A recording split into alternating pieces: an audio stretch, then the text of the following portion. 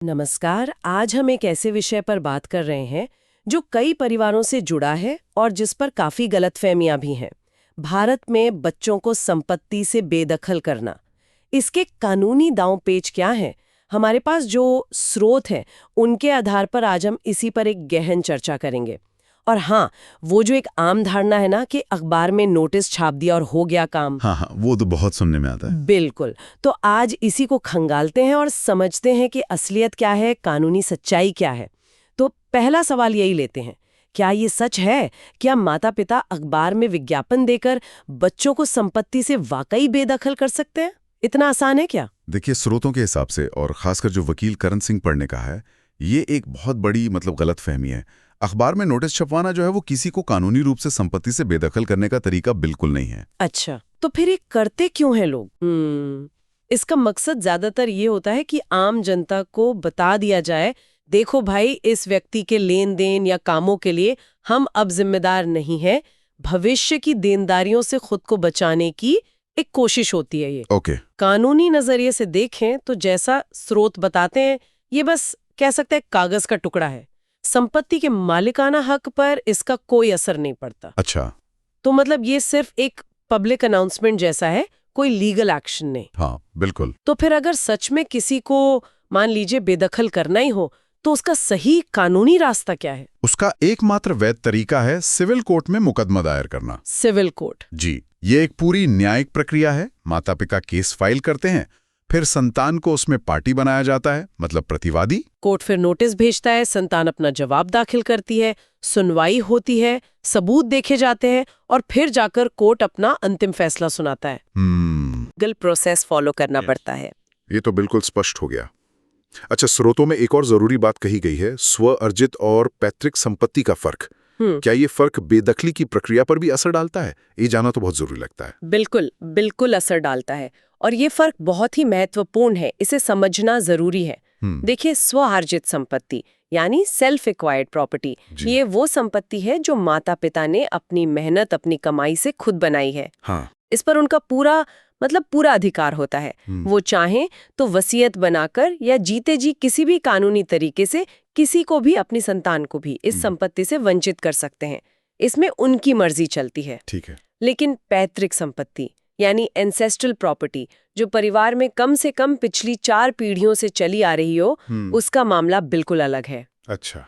पैतृक संपत्ति में क्या अलग है? उसमें हिंदू उत्तराधिकार अधिनियम 1956 लागू होता है और खासकर जो 2005 में संशोधन हुआ। हाँ, बेटियों के अधिकार वाला संशोधन। जी हाँ, बिल्कुल। उसके तहत बच्चों का चाहे बेटा हो या बेटी, पैतृक संपत्ति पर जन्म से अधिकार होता है। इसे बर्थ राइट कहते हैं। इस अधिकार को खत्म करना, मतलब बच्चे को पैतृक संपत्ति से बेदखल करना, ये बहुत ही मुश्किल है। नामुमकिन तो नहीं, पर सिर्फ कुछ खास असाधारण परिस्थितियों में ही संभव है। जन्मसिद्ध अधिकार है मतलब। जी, ये एक मजबूत कानूनी सुरक्षा देता है बच्चों को। आपने असाधारण परिस्थितियों की बात की। इसी संदर्भ में स्रोतों में माता पिता एवं वरिष्ठ नागरिक भरण पोषण एवं कल्याण अधिनियम 2007 का भी जिक्र है। क्या वो यहाँ कोई भूमिका निभाता है? हाँ, ये एक बहुत अहम कानून है, पर इसका दायरा समझना भी जरूरी है। ये कानून, जिसे सीनियर सिटीजन्स एक्ट भी कहते हैं, ये वरिष्ठ नागरिकों को एक अधिकार देता है। अधिकार ये कि अगर उनके वयस्क बच्चे या रिश्तेदार उनके साथ दुर्व्यवहार करते हैं, उनकी देखभाल नहीं करते, उन्हें परेशान करते हैं, तो वो उन्हें अपने घर से निकाल सकते हैं। अच्छा, घर से निकाल सकते हैं? हाँ, पर ध्यान देने वाली बात यह है कि ये उनके स्व अर्जित घर या किराए के घर पे लागू होता है, जॉइंट फैमिली प्रॉपर्टी यानी पैतृक संपत्ति पर नहीं। और इसकी प्रक्रिया भी सिविल कोड वाली लंबी प्रक्रिया नहीं है। ये उप विभागीय मजिस्ट्रेट यानी एसडीएम के जरिए होती है, तो थोड़ी तेज है। तो ये एक्ट असल में घर से निकालने का अधिकार दे रहा है, संपत्ति से मालिकाना हक छीनने या बेदखल करने का नहीं। बिल्कुल सही पकड़ा आपने। स्रोत यही स्पष्ट करते हैं। ये कानून मुख्य रूप से माता पिता को तत्काल राहत देने, उन्हें शांति से अपने घर में रहने का अधिकार सुनिश्चित करने के लिए है। ये सीधे तौर पर संपत्ति के मालिकाना हक से वंचित करने या कहें कि उत्तराधिकार से बेदखल करने का कानून नहीं है। खासकर जब बात पैतृक संपत्ति की हो। हाँ, ये फर्क समझना जरूरी है। हाँ, वैसे हिंदू उत्तराधिकार अधिनियम में कुछ और भी खास आधार है बेदखली के, पर वो बहुत ही रेयर हैं। जैसे अगर कोई संतान अपने माता या पिता की हत्या का दोषी पाया जाता है धारा 25 के तहत, या कोई अपना धर्म बदल लेता है धारा 26, तो वो पैतृक संपत्ति में अपने अधिकार से अयोग्य ठहराया जा सकता है। पर ये बहुत ही एक्सट्रीम केसेस हैं। समझ गई।